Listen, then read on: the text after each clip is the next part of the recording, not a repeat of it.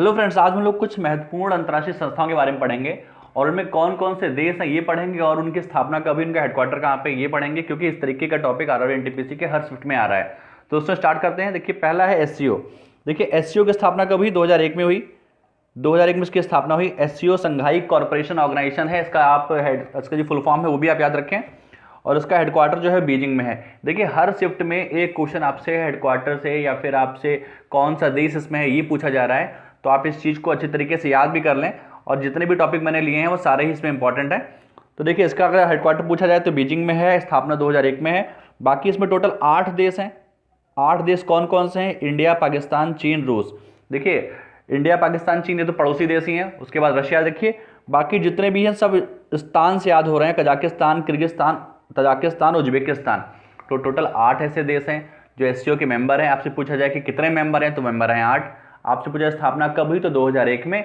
Headquarter भी पूछा जा सकता है, या फिर आपसे पूछा जाएगा इनमें से कौन सा ऐसा देश है जो नहीं है इसका मेंबर, तो आप उस लिहाज से भी याद रखें। तो इंडिया, पाकिस्तान, चाइना और रशिया, बाकी के चारों जो हैं देश हैं, उनको भी आप याद कर लें। देखिए, अगला जो है वो है सार्क। देखिए, सार्क बहुत इंपॉर्टेंट है। कई शिफ्ट में आ भी चुका है, कहीं पर इसका हेडक्वार्टर पूछा जा रहा है, कहीं पर हो सकता है आने वाले इसमें उसका मेंबर पूछा जाए। देखिए, सार्क की फुल फॉर्म होती है south Asian association regional corporation. ठीक है, दक्षिण पूर्वी एशियाई देश जो हैं उनको इसमें लिया गया है, और इसमें भी टोटल 8 देश ही हैं। ये भी आप याद रखिएगा। देखिए, एससीओ में भी 8 थे और सार्क में भी 8 हैं। इसकी स्थापना 1985 में हुई। ठीक है, और काठमांडू इसका मुख्यालय है। ठीक है, इसका मुख्यालय काठमांडू नेपाल में है। इसकी स्थापना 1985 में हुई थी, और इसमें टोटल 8 देश हैं। वो 8 देश भारत के आसपास के ही देश हैं। याद रखिएगा, इसमें मालदीव और म्यांमार में अक्सर लोगों को कन्फ्यूजन होती है, तो याद रखिएगा आपसे जब भी पूछा जाता है तो आपको ऑप्शन में एक म्यांमार और एक मालदीव दिया जाएगा। तो याद रखिएगा, मालदीव इसका मेंबर है, म्यांमार नहीं है। तो बाकी बांग्लादेश, भूटान, श्रीलंका, पाकिस्तान, अफगानिस्तान, नेपाल और इंडिया, मतलब सारे ही पड़ोसी देश हैं। जितने भी भारत के आसपास के देश हैं सभी हैं। एक चीज़ याद रखिएगा, चाइना इसका मेंबर नहीं है, तो हो सकता है आपको ऑप्शन में चाइना दे दे, तो चाइना इसका मेंबर नहीं है। अगला देखिए, लाल सागर के आसपास के देश कितने हैं। देखिए, वैसे तो बहुत से देश हैं, लेकिन जो मेन हैं उनमें देख लीजिए।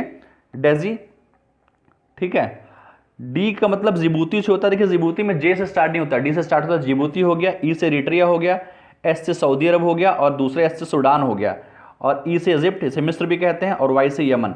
तो ये टोटल 6 देश जो हैं यही लाल सागर के आसपास के देश हैं। अब देखिए, इस तरीके के क्वेश्चंस को खूब पूछा जा रहा है। कहीं लैंडलॉक कंट्री पूछी जा रही है कि कौन सा स्थलबद्ध देश है, कौन सा कहता है नहीं है। अभी हाल ही में पूछा गया था कि दक्षिण अमेरिका महाद्वीप का ऐसा कौन सा देश है जो लैंडलॉक्ड नहीं है या लैंडलॉक्ड है। तो इस तरीके की चीज़ें भी आप याद रखें। तो इसमें लाल सागर के आसपास के देश दिए गए हैं। अगले टॉपिक में हम कवर कर लेंगे कि कौन कौन से लैंडलॉक कंट्रीज हैं, और उनको हम महाद्वीप के हिसाब से कवर करेंगे। ठीक है, तो 8 देश हैं।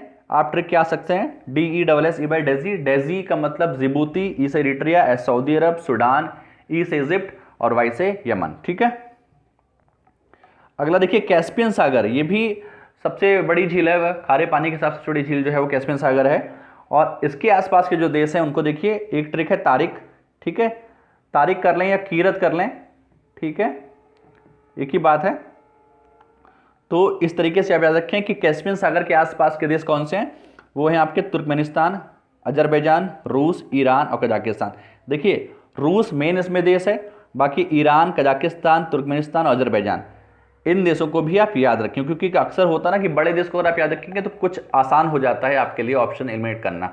ठीक है, तो कैस्पियन सागर के आसपास के देश कौन से हैं, वो आपके हैं 5 देश, तुर्कमेनिस्तान, अजरबैजान, रूस, ईरान और कजाकिस्तान। इनको एक बार आप पढ़ लेंगे। अगर आपको 2-3 भी याद रहते हैं तो आप ऑप्शन देख के मार सकते हैं कि कौन सा देश नहीं है। एक बार आप मैप को पढ़ लेंगे तो और बेटर हो जाएगा। देखिए, एक चीज़ और देख लीजिए, जिसमें एक आसियान के मेंबर की, आसियान का मेंबर, पहली बात तो आसियान की फुल फॉर्म पूछी जाती है, और आसियान की स्थापना कब हुई थी, 1967 में हुई थी। और आसियान में भारत मेंबर नहीं है, पहली बात तो आप याद रखिए। सबसे बड़ी बात है, इसमें हो सकता है भारत आपको दे दे ऑप्शन में कि इसमें कौन सा भारत मेंबर नहीं है, तो भारत इसका मेंबर नहीं है। और जितने भी association of south east Asia, ठीक है, साउथ ईस्ट एशियन, दक्षिणी पूर्वी एशिया जो है उसके जितने देश हैं उनको लिया गया है। और इसमें भी आपको बता दें चाइना इसका मेंबर नहीं है। ठीक है, तो क्योंकि चाइना से ही ये लोग त्रस्त हैं और उसी के कारण लोगों ने एक ग्रुप बनाया था आसियान, तो उसकी स्थापना 1967 में हुई है। इसके लिए एक ट्रिक है, इस ट्रिक को आप देख लें। तुम बीएससी करके 2mm टीवी पर आईपीएल देख रहे हो, वाह भाई। देखिए बीएससी मेन है, बी मतलब ब्रुनेई, एस मतलब सिंगापुर और सी मतलब कोलंबिया, ठीक है, कंबोडिया। अब कंबोडिया में दूसरा एमएम देखिए, एम और एम, एम का मतलब हो गया म्यांमार और मलेशिया। टी का मतलब हो गया थाईलैंड और वी का मतलब हो गया वियतनाम, ठीक है। आईपीएल का मतलब है इंडोनेशिया, फिलीपींस और एल। देखिए आईपीएल में आई से कंफ्यूज ना हो, ये इंडिया नहीं है, ये आपका इंडोनेशिया है। तो इस तरीके से इस जो भी ये मेंबर हैं, इन मेंबर्स को भी याद रखें। टोटल आप देखेंगे तो टोटल 10 देश हैं, आसियान में 10 देश हैं।